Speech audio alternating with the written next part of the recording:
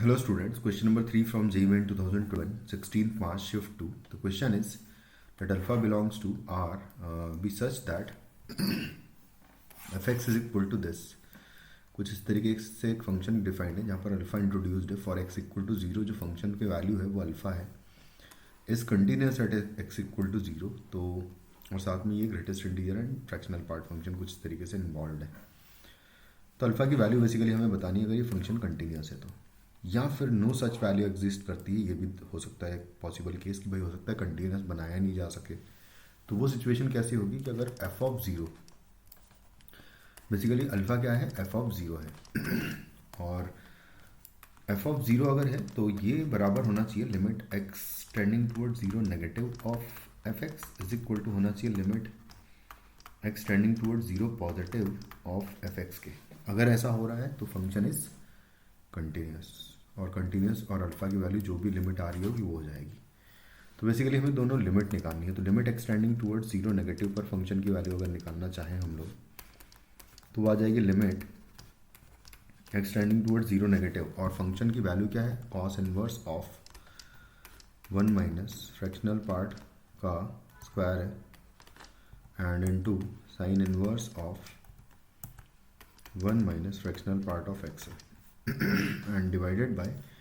यहाँ से अगर मैं फ्रैक्शनल पार्ट कॉमन ले लूँ तो fractional part of x into one minus fractional part of x का स्क्वायर आ जाएगा. कुछ इस तरीके से आ जाएगा. तो अब बस यहाँ पर ज़ीरो नेगेटिव की अगर बात करना चाहता हूँ तो ज़ीरो नेगेटिव पर अगर फ्रैक्शनल पार्ट फंक्शन कैसा बिहेव करता, क्या उसका वैल्यू होता है, अगर ये देखना चाहें तो ज़ीरो से वन में एक्स होता है, ये वन प्लस एक्स वैल्यू होता है अगर माइनस वन से ज़ीरो वैल्यू आप कोई भी लेते हो, यानी नेगेटिव के लिए, ज़ीरो नेगेटिव जस्ट नेगेटिव के लिए वन प्लस एक्स डेफिनेशन होगा फ्रैक्शनल पार्ट का. तो यहाँ से आ जाएगा limit extending toward zero negative. अब देखो यहाँ पर मैं डायरेक्टली वैल्यूज पुट कर दूँ अगर, तो cos inverse of one minus यहाँ पर आएगा वन प्लस एक्स का स्क्वायर हो जाएगा ये, एंड इनटू आएगा sine inverse of one minus one plus x आ जाएगा यहाँ से, whole divided by one plus x आएगा यहाँ से भी, और one minus one plus x का स्क्वायर आएगा यहाँ से कुछ इस तरीके से. तो ये हो जाएगा limit x tending towards zero negative और कॉस इनवर्स ऑफ यहाँ पर बेसिकली जीरो आ रहा है. देखो अगर आप इसको सॉल्व करोगे, जीरो टेंडिंग क्वांटिटी रखोगे अगर जीरो एक्स की प्लेस पर, तो ये वन हो जाएगा, वन का स्क्वायर और वन माइनस वन जीरो हो जाएगा. तो ये जीरो को टेंडिंग क्वांटिटी बन रही है, और कॉस इनवर्स ऑफ जीरो जो है बेसिकली वो पाई बाय टू होता है. तो यहाँ पर मैं पाई बाय टू लिख देता हूँ क्योंकि ये नॉन जीरो क्वांटिटी है तो डायरेक्टली पुट कर सकता है. और यहाँ पर आ जाएगा sine inverse of minus x आ जाएगा, ये sine inverse of minus x आ जाएगा यहाँ पर क्योंकि ये माइनस बन रहा है, और डिवाइडेड बाय आ जाएगा वन प्लस एक्स को भी मैं डायरेक्टली अगर एक्स जीरो पुट करते हैं तो वन आ रहा है तो चलेगा, कोई दिक्कत नहीं है. तो यहाँ वन आ जाएगा इनटू, इसको सॉल्व करूँ अगर मैं तो यहाँ से आएगा वन ब्रैकेट में one minus x square and minus two x आएगा कुछ इस तरीके से आ जाएगा. ये वन से वन कैंसिल आउट हो जाएगा, यहाँ से एक्स कॉमन ले सकते हैं, यहाँ से माइनस कॉमन आ जाएगा और यहाँ से भी माइनस कॉमन आ जाएगा तो कैंसिल आउट हो जाएगा. तो बचेगा क्या, यहाँ पर आ जाएगा limit extending toward zero negative of pi by to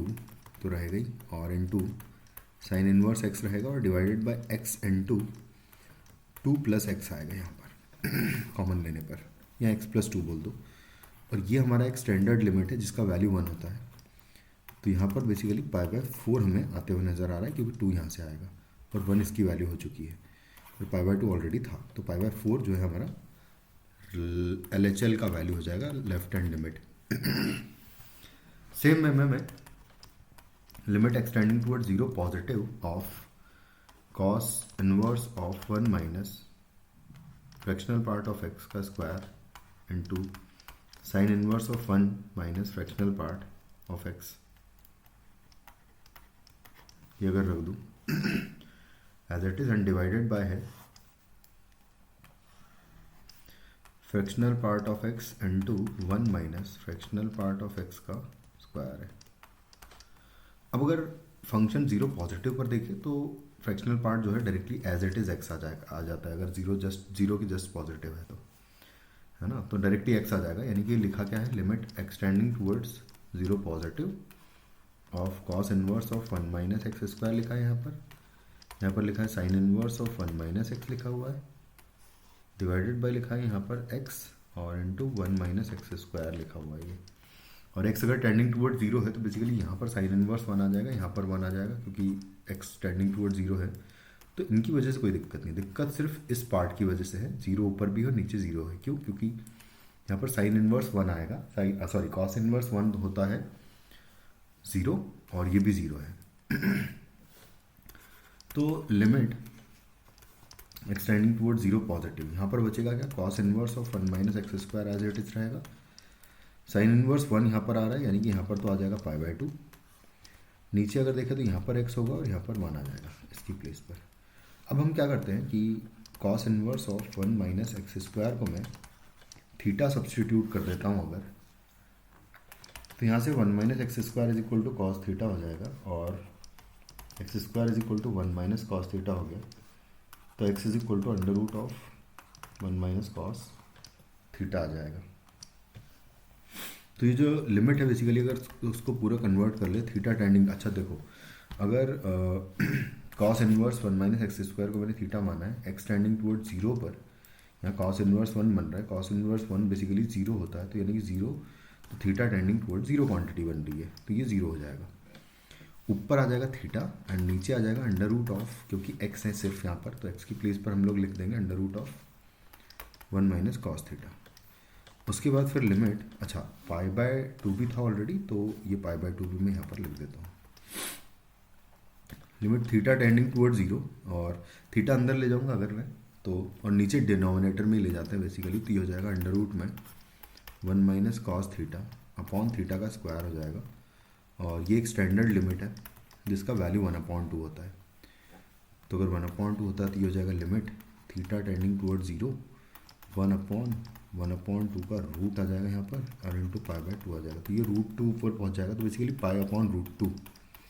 finally मेरा इस लिमिट का वैल्यू आ जाएगा, जो क्या होगा हमारा आर एच एल। और आप क्लियरली देख पा रहे हो कि R H L not equal to L H L आया है, दोनों इक्वल नहीं आई है, तो अल्फ़ा की कोई ऐसी वैल्यू पॉसिबल ही नहीं है जिसकी वजह से ये फंक्शन कंटिन्यूस हो सके, तो ऑप्शन थर्ड जो है हमारा करेक्ट आंसर होगा, क्योंकि L H L R H L ही जब इक्वल नहीं है तो उसको हम अल्फ़ा के इक्वल कैसे रख पाएंगे। Thank you.